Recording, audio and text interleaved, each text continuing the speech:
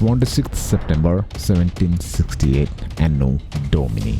गोर्खाका वंशराज पाण्डे तुलाराम पाण्डे र सूर्यप्रताप शाहका अन्डरमा रातको अन्धकारमा गोर्खाली सैनिकहरूले काठमाडौँलाई 3 वटा ठाउँबाट घेर्छन्। भीमसेनस्थान, नरदेवी र टुँडीखेल। यी 3 वटा ठाउँहरूबाट एकैचोटि अट्याक गर्छन्। यो अट्याक रोक्नको लागि चाहिँ काठमाडौँका राजा जयप्रकाश मल्लले उनका सैनिकहरूलाई पठाउँछन् र गोर्खाली र काठमाडौँका सैनिकहरूबीच सानो झडप हुन्छ है, किनकि गोर्खाले सरप्राइज अट्याक गरेको थियो काठमाडौँलाई र काठमाडौँको सैनिकहरूले राम्ररी प्रतिशोध गर्न सकेका थिएनन्। अब रातको अन्धकारमा सरप्राइज अट्याक भएको देखेर जयप्रकाश मल्ललाई चाहिँ के आवाज हुन्छ भने दिस इज एन इनसाइड जब। यो कुरा त भित्री सहयोग बिना हुनै सक्दैन हो। त्यसैले यो सानो झडप नसकिँदै जयप्रकाश मल्ल चाहिँ आफ्नो विश्वासिलो पात्रहरू लिएर जान्छन्।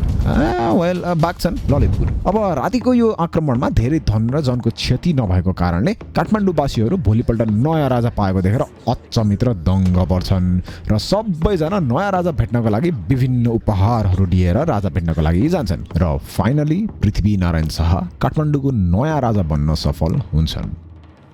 अब पृथ्वी नारायण शाहले यो भ्यालीलाई डाइरेक्टली अट्याक त पक्कै पनि गरेका होइनन्। यो भ्यालीलाई अट्याक गर्नुभन्दा अगाडि उनले कीर्तिपुर डालेका थिए। अझ त्योभन्दा अगाडि यो भ्यालीलाई घेराबन्दी गरेर यताको जनताहरूलाई नाकाबन्दीमा राखेका थिए। टन्नै कुराहरू भएको थियो यो भ्यालीलाई अट्याक गरेर जितेर यो भ्यालीको राजा हुनुभन्दा अगाडि। त्यसैले यो च्यानलको अरू भिडियोहरू जस्तै पहिला हामी जम शाह भन्ने शब्दको अर्थमा, किनकि भिडियो शाह डाइनेस्टीको बारेमा हो, त्यसैले अब शाह शब्दको अर्थमा जम पहिला, अनि यो शाहवंशी राजाहरूको पुर्ख्यौली चाहिँ कता रहेछ हो त्यतातिर जम्ला, अनि शाहवंशी राजाहरूको कुरा गरौँला है त। यदि नयाँ भ्युअर्सहरू हुनुहुन्छ भने चाहिँ welcome to common Nepali. I hope तपाईँको दिन जिन्दगानी राम्रैसँग बितिरहेको होला। छैन भने आई होप यो भिडियो हेरेर अलिकति भए पनि माइन्ड फ्रेस हुन्छ र केही नयाँ जानकारी पनि पाउनुहुन्छ। र सब्सक्राइब गर्नुभएको छैन भने चाहिँ ड्याङ्गै सब्सक्राइब हान्दिहालौँ। धेरै थरीको इन्ट्रेस्टिङ गफहरू हुन्छ यो च्यानलमा।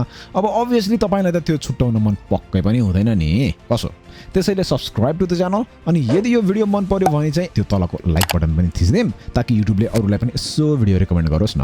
हेरोस् न अरूले पनि यस्तो राम्रो भिडियो। अब जम शाह भन्ने शब्द कताबाट आयो र यसको अर्थ चाहिँ के हो भन्ने कुरातिर एकछिन पज। अब सिन्स यो भिडियो शाह डाइनेस्टीको बारेमा हो, फर्स्टमा शाह डाइनेस्टीले गरेको कामहरूलाई बढी मान्यता दिएर भनेको छु होइन, अनि स्टोरी पनि मजाले फ्लो हुन्छ भनेर है। भिडियोको एन्डतिर अल्टरनेटिभ थ्योरिज एन्ड एनालाइसिस भन्ने च्याप्टर छ, त्यसमा चाहिँ अरू सबै कुरा गरेको छु। त्यसैले मैले त अर्कै पढेको थिएँ, यसले त अर्कै भन्यो भनेर कमेन्ट गर्नुभन्दा अगाडि त्यो लास्टको एनालाइसिस पार्ट हेर्नु, अनि त्यता पनि केही गलत रहेछ अथवा केही एड गर्नुपर्ने जस्तो लाग्यो भने चाहिँ कमेन्टमा लेख्दिउँ है त। ल लेट्स स्टार्ट।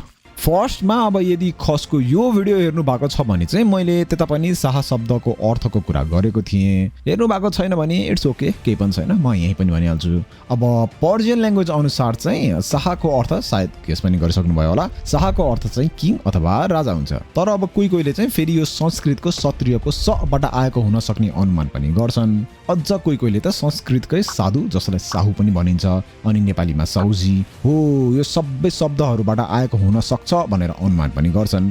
जुन चाहिँ उता इन्डियाको गुजरात र राजस्थानतिर शाह भन्ने थर छ, जसको अर्थ चाहिँ मर्चेन्ट अथवा व्यापारी हुन्छ हो। यिनीहरू सबै शाह शब्दको ओरिजिन हुन सक्ने अनुमान गरिन्छ है गर्न चाहिँ। बट यो सबै भन्दै पनि त्यो पर्सियन ल्याङ्ग्वेजकै शाहलाई नै बढी मान्यता दिइन्छ, किनकि शाह भन्ने शब्द त्यही पर्सियन ल्याङ्ग्वेजबाट नै पपुलराइज भएको थियो र शाहवंशी राजालाई यो टाइटल प्रदान गराइएको थियो।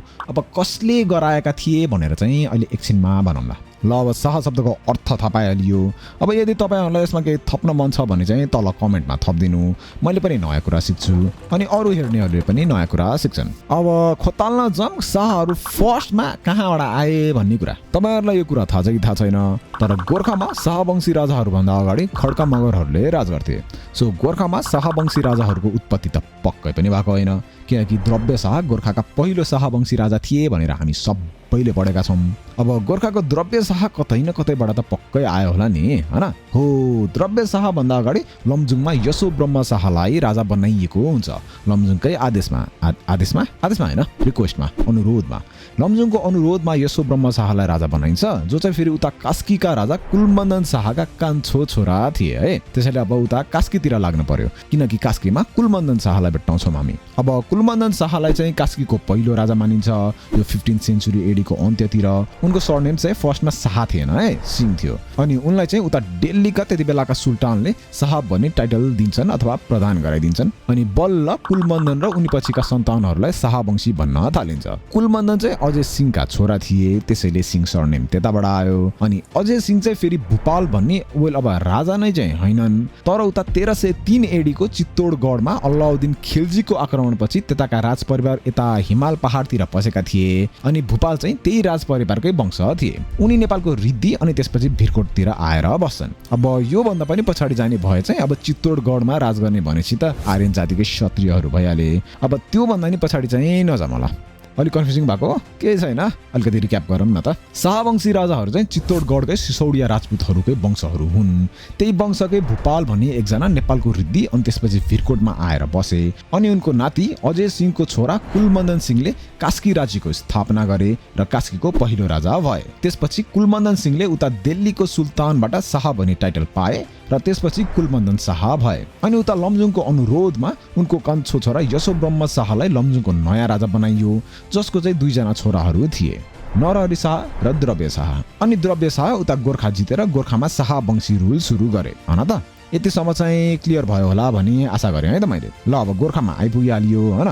अब गोर्खामा यो शाहवंशी राजाहरूको सुरुवात चाहिँ कसरी भयो भन्ने कुरातिर जानुभन्दा अगाडि चाहिँ है यो गोर्खाकै नामाङ्करणको पनि अलिअलि कुरा गरौँ न है। गोर्खाको नाम चाहिँ गोर्खाकै गोरखनाथ र गोरखकाली मन्दिरहरूबाट आएको हुन सक्ने अनुमान गरिन्छ। अब यो मन्दिरहरू कहिले स्थापना गरियो होला भन्ने ठ्याक्कै चाहिँ थाहा छैन, तर शैविजम भनेपछि शिवलाई पूजा गर्ने धर्मावलम्बीहरू बढेपछि बनाइएको होला भन्ने आशंका गरिन्छ। अब जम गोर्खामा यो शाहवंशी राजाहरूको सुरुवात चाहिँ कसरी भयो भन्नेतर्फ। अघि भनेको कुरा त पक्कै बिर्सिनु भएको छैन होला। लमजुङमा यशोब्रह्म शाहलाई लमजुङको नयाँ राजा बनाइन्छ।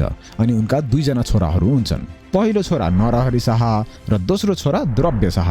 नरहरि शाह त अब जेठो छोरा भएर नेपोटिजमबाट नै लमजुङका नयाँ राजा हुने भइहाले है। तर द्रव्य शाह अब कान्छो छोरा भए पनि उनलाई पनि राजा हुन चाहिँ मन हुन्छ, तर अब दाइ जिउँदै नै छन्। लमजुङको राजा त पक्कै हुन पाइएन, दाइ मार्ने कुरा नि हुँदैन।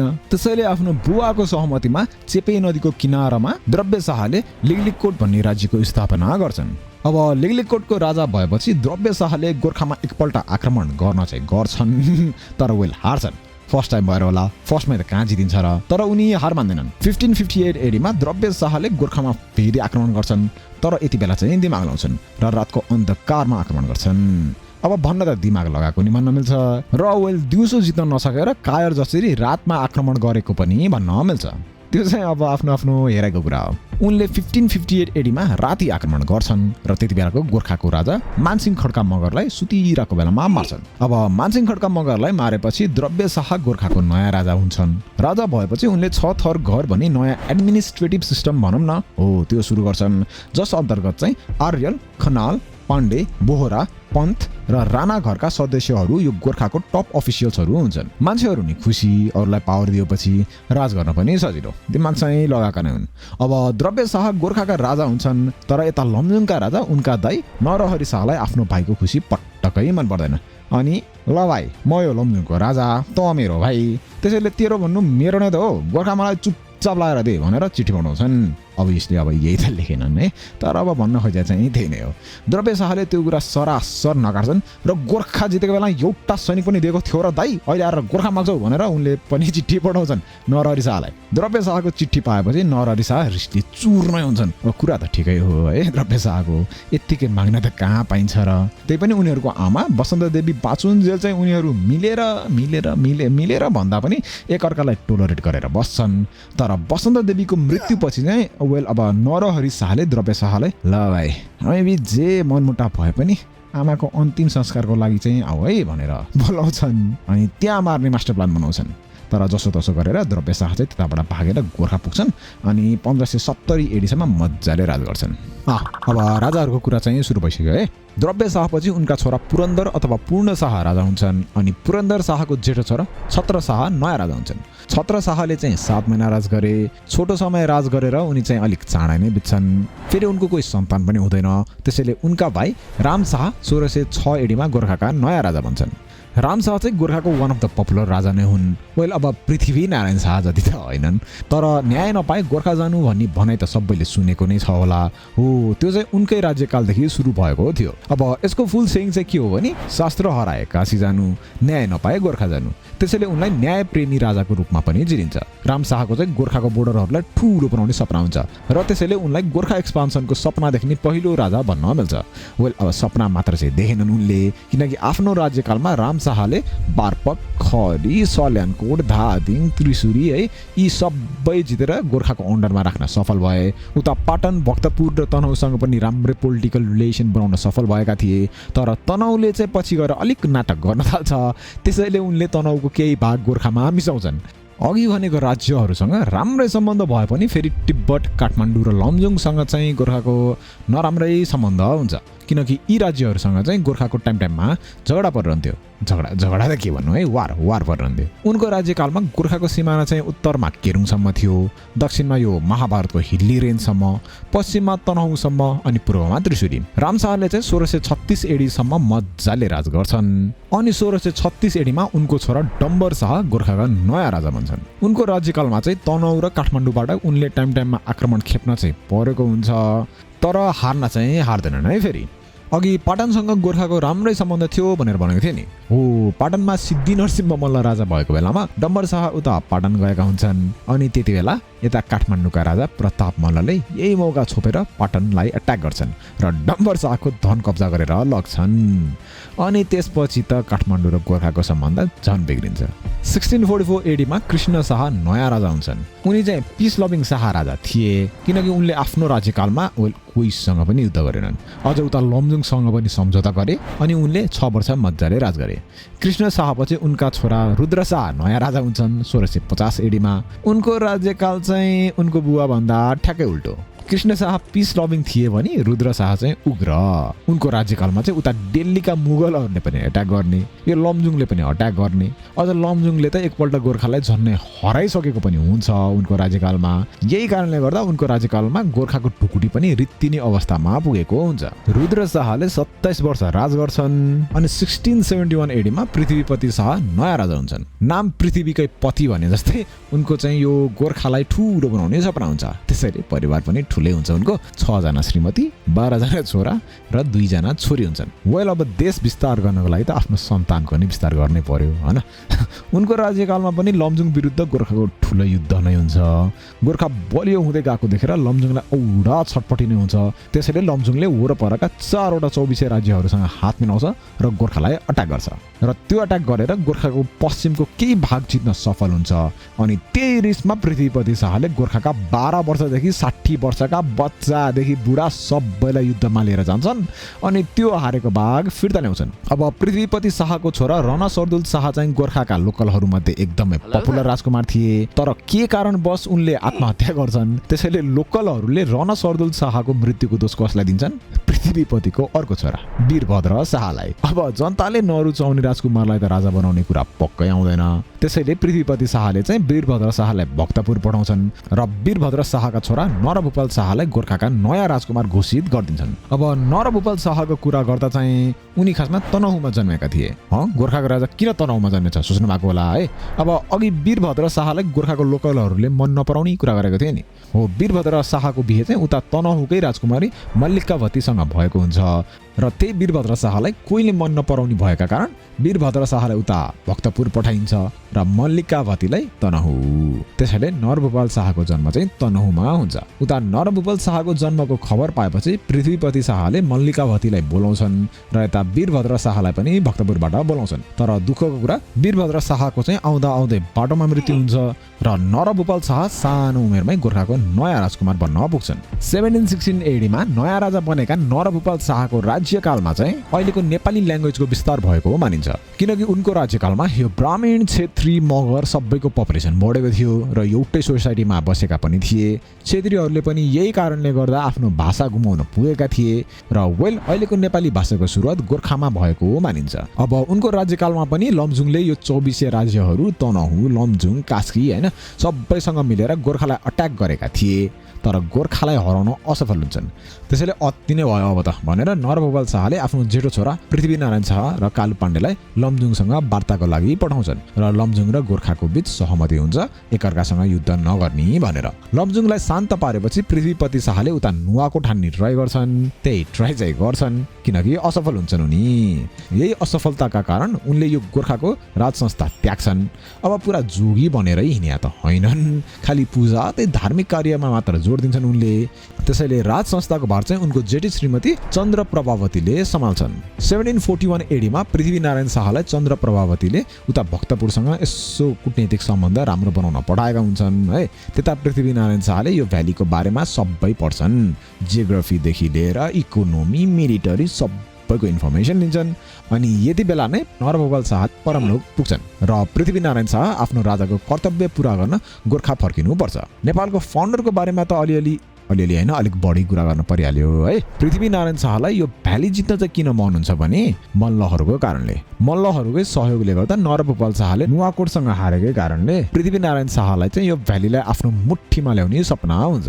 तर भ्यालीलाई जित्न सजिलो त पक्कै पनि थिएन किनकि चारैतिरबाट पहाडले घेरिएको ठाउँलाई आक्रमण गर्न त गाह्रै हुन्छ है। त्यसैले उनलाई उत्तरमा नुवाकोट जित्नुपर्ने हुन्छ र दक्षिणमा मकवानपुर। नुवाकोटसँग जित्न पनि फेरि गाह्रै छ, त्यसैले उनले उता मकवानपुरतिर हेर्छन्। तर मकवानपुर पनि शक्तिशाली राज्य थियो, त्यसैले फर्स्टमा उनी मकवानपुरकी राजकुमारीसँग बिहे गर्ने प्रस्ताव लिएर जान्छन्। तर अब फेरि मकवानपुर भन्दा गोर्खा अलिक गरिब नै थियो नि त, त्यसैले सिधै रिजेक्ट खान्छन् त्यति बेला। तर पछि पृथ्वीनारायण शाहलाई उता मकवानपुरका हेमकर्ण सेनले मकवानपुर बोलाउँछन् र पृथ्वीनारायण शाह जान्छन्। अनि उता गएको बेलामा पृथ्वीनारायण शाहले एकजना मकवानपुरको अधिकारी, थर होइन अफिसर के अधिकारी कर्मचारी होइन हो, मकवानपुरको एउटा सैनिक अधिकारीलाई पृथ्वीनारायण शाहलाई रेस्पेक्ट गरेन भनेर घाँटी छिनालिदिन्छन्। अनि त्यति बेलाको मकवानपुरको राजकुमार दिग्बन्धन सेनले पृथ्वीनारायण शाहलाई बन्दी बनाएर झन्नै मार्न लागिसकेका हुन्छन्। तर धन्न हेमकर्ण सेनले पृथ्वीनारायण शाहलाई बचाउँछन् र पृथ्वीनारायण शाहको गोर्खा एक्सपान्सन र नेपालको युनिफिकेसन सफल हुन पाउँछ। मकवानपुरबाट निस्केपछि उनले उता पाल्पाका उद्योग सेन जुन चाहिँ उनको मामा थिए उनीसँग यो भ्यालीलाई जित्ने इच्छा व्यक्त गर्छन् र सल्लाह माग्छन्। उद्योग सेनले राम्रै सल्लाह दिन्छन्, भ्यालीलाई हान्यो भने यही मौका छोपेर उता लमजुङले तिमीलाई हान्छ, त्यसैले भ्यालीलाई हान्नुभन्दा अगाडि लमजुङलाई हान कि त सम्झौता गर भनेर सल्लाह दिन्छन्। त्यसैले पृथ्वीनारायण शाह र कालु पाण्डे लाग्छन् लमजुङ सन्धिको लागि र सक्सेसफुल पनि हुन्छन् किनकि यो सन्धि लमजुङको पक्षमै थियो। के थियो र त्यस्तो सोच्नु भएको होला। एउटा पोइन्ट के हुन्छ भने यदि लमजुङ उता कास्कीसँग युद्ध गर्छ भने गोर्खाले लमजुङलाई सहयोग गर्छ। अर्को पोइन्ट, गोर्खा र लमजुङ एकअर्कासँग मिलेर बस्नुपर्छ र यदि कुनै पनि गोर्खाको मान्छेले यो शर्त भायोलेट अथवा उल्लङ्घन गर्छ भने गोर्खाले लमजुङलाई त्यति बेलाको 40,000 रुपैयाँ दिन्छ भन्ने हुन्छ। अनि भएन त यो सन्धि लमजुङको पक्षमा।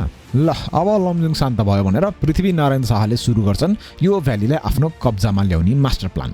त्यसैले फर्स्टमा उनले नुवाकोट हान्छन् तर असफल हुन्छन् किनकि नुवाकोटमा जयन्त राणा भन्ने जो चाहिँ पहिला गोर्खाकै छथरघर एडमिनिस्ट्रेटिभ सिस्टमकै अफिसियल थिए हो, नुवाकोट जयन्त राणाले हेरिरहेको हुन्छन् र उनलाई त गोर्खाका सैनिकहरूको स्ट्राटेजी पनि थाहा हुन्छ। त्यसमा अझै थप्नलाई पृथ्वीनारायण शाहले आफ्नो स्ट्राटेजी पनि धेरै चेन्ज गर्दैनन् अनि थोरै सैनिक पनि लान्छन्। त्यसैले 1742 एडीमा नुवाकोटमाथि भएको आक्रमणमा चाहिँ गोर्खाले हार बेहोर्छ। यो पनि ठिकै हो, हारबाट पनि धेरै कुरा सिकिन्छ। तर पृथ्वीनारायण शाहलाई त्यो सिकाइ पुग्दैन, त्यसैले उनी लाग्छन् काशी। उता गएर यो हिमालयको तल्लो भागको सब जियोग्राफीदेखि पोलिटिक्स सबै सिक्छन्। अझै आफ्नो सैनिकहरूको लागि हात हतियार पनि बरामद गर्छन्। अनि 1743 एडीमा गोरखपुर, बुटवल, प्युठान, सल्यान, डोटी, पाल्पा, लमजुङ, तनहु हुँदै गोर्खा फर्किन्छन् र यता आएर आफ्नो गोत्र भारद्वाज गोत्रबाट कश्यप गोत्रमा चेन्ज गर्छन्। गोर्खा फर्केपछि उनले 16 देखि 30 वर्षका सबैजनालाई कम्पलसरी मिलिटरीमा भर्ना हुन पर्ने नियम ल्याउँछन्। अनि लास्टमा कालु पाण्डेलाई गोर्खाको काजी बनाउँछन्। अनि सुरु हुन्छ पृथ्वीनारायण शाहको युनिफिकेसन अफ नेपाल।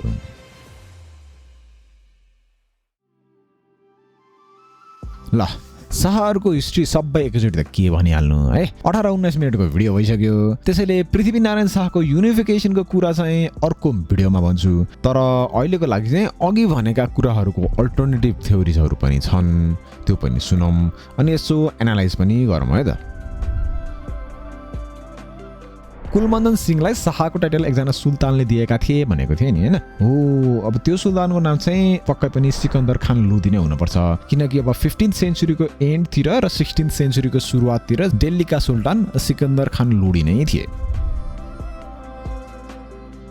शाहहरू राजपूत नै हुन् भन्ने कुरा गर्दा चाहिँ 1303 एडीमा अलाउद्दिन खिल्जीको चित्तोडगढ माथिको आक्रमणपछि त्यताको राजपरिवार हिमाल पहाडतिर भागेको कुरा चाहिँ अब ठोस एभिडेन्स चाहिँ छैन, तर शाहहरूले आफूलाई हामी त्यही चित्तोडगढकै सिसौडिया राजपूतहरू हुँ हामी भनेर भन्छन् र हिस्टोरियन्सहरूले पनि त्यही अनुमान गर्छन्। तर फेरि यो शाहवंशीहरू ठकुरी हुन् भनेर पनि भनिन्छ, किनकि खस राज्यको अन्त्यपछि खस राज्य 2200-2400 राज्यमा टुक्रेको थियो र त्यताको रोयल्टीहरूलाई सबै त होइन, अब धेरैलाई होइन ठकुरी भनेर चिनिन्छ र शाहहरू पनि ठकुरी नै हुन् भन्नेहरू पनि छन्। त्यसैले अब हिस्टोरियन्सहरू चाहिँ कोहीले शाहहरू त्यही राजपूत नै हुन् भन्ने तर्क राख्नेहरू पनि छन् हैन, ठकुरीहरूको हुन् त 2200-2400 राज्यको भन्नेहरू पनि छन् है। तर अब साँच्ची नै हो कि होइन भन्ने चाहिँ कसरी पत्ता लगाउने आई डोन्ट नो, किनकि 1303 एडीको कुरा गर्दा 700 वर्ष अगाडिको कुरा हुन्छ, रेकर्ड्सहरू पनि छैनन् भोपाल त्यही चित्तोडगढकै हुन् भनेर, and we all know history is written by victors. So अब अहिलेको लागि चाहिँ यही कुरा मान्नै पर्छ। तर अब एकजना स्कटिस कन्टेम्पोररी राइटर फ्रान्सिस ब्युक्यानन ह्यामिल्टन हुनुहुन्छ, उहाँले चाहिँ यो शाहहरू मगर जातिका हुन् भनेर भन्नुहुन्छ है। शाहहरू उता चित्तोडगढका हुन् भनेर आफूलाई ठुलो जाति बनाउन मात्र खोजेका हुन्, तर खासमा चाहिँ उता चित्तोडगढबाट आउँदाखेरि उनीहरू मगर नै थिए भनेर भन्नुहुन्छ उहाँ। अब यसमा कतिको सत्यता छ त आई डोन्ट नो। अब यो इन्ट्रेस्टिङ कुरा भेटेको थिएँ, त्यो पनि राखिहालेँ। यो शाहहरूको वंशको बारेमा डोर बहादुर बिष्टको पनि कुरा छ। अब उहाँ अनुसार चाहिँ यो शाह वंशी राजा क्षत्रिय हुन् भन्ने कुरा चाहिँ बाहुनहरूको झुटो क्लेम हो भनेर भन्नुहुन्छ। अब अघि नै मैले भूपाल भन्ने मान्छे नेपाल आएर बसेको कुरा गरेको थिएँ नि, हो उनको चाहिँ 2 जना छोराहरू हुन्छन्, हरिहर सिंह अनि अजय सिंह। अब उनीहरूलाई चाहिँ मिच्चा खान र कान्छा खान भनेर पनि चिनिन्थ्यो।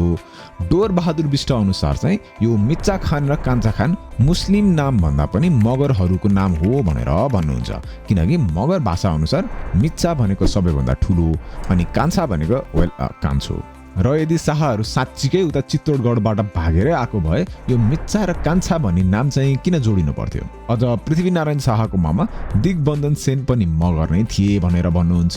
पाल्पाको लसर्ग देवी मन्दिर, गोर्खाको गोरखकाली र मनोकामना यी सबै मन्दिरहरूमा पनि मगर पण्डितहरूले मात्र पूजा गर्न पाउँछ।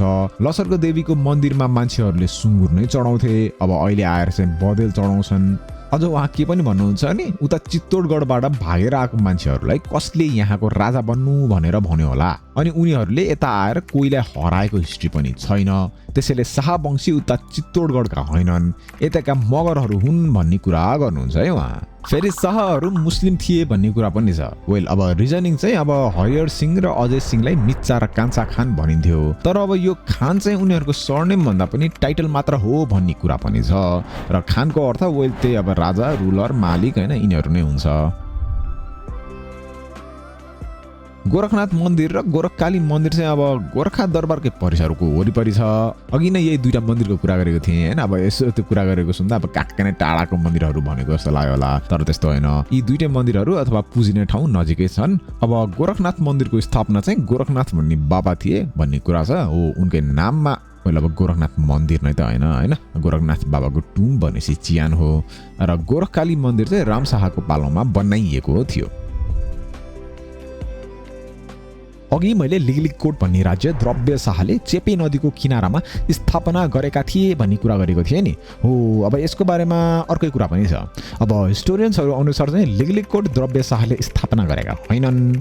लिगलिगकोटमा पहिले घले मगरहरूले राज गर्थे भनेर भन्छन्। लिगलिगकोटमा चाहिँ घले मगरहरूले वार्षिक हर्स रेसिङ गर्थे अरे विजय दशमीको बेलामा, किन भन्दाखेरि वार्षिक राजा चुन्नको लागि हो। यही हर्स रेसिङमा द्रव्य शाहले छल कपट गरेर घले मगर राजाहरूलाई हराएर द्रव्य शाहले लिगलिगकोट आफ्नो भन्ने कुरा पनि छ।